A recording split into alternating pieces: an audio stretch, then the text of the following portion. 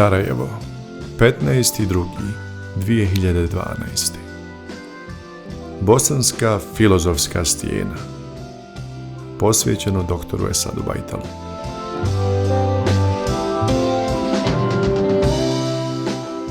Pisati o njemu predstavlja mi problem, jer je riječ o prijatelju, kontraverznom, čudnom, koji cijeli život piše, a i objavljuje o zabludama raznim na Balkanu ludom. Opsjednut čovjekom kao centrom pažnje, on je pacifista od glave do pete.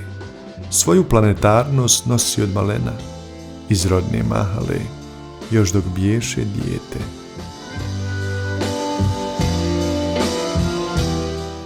U radnom kabinetu ovog stvaraoca zidovi se ne vide od knjiga i slika, bosanskih i svjetskih velikih imena, od modernih dana pa do pamtivijeka.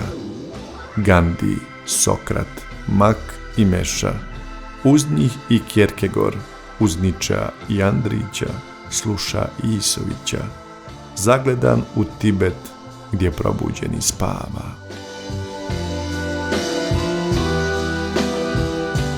Zamišljen dok sporo piše svoje rime, djela, šeće u mislima po sjevernom polu, mačak žuti tiho ispreda mu rime, mraz mu na prozoru slika Elme ime.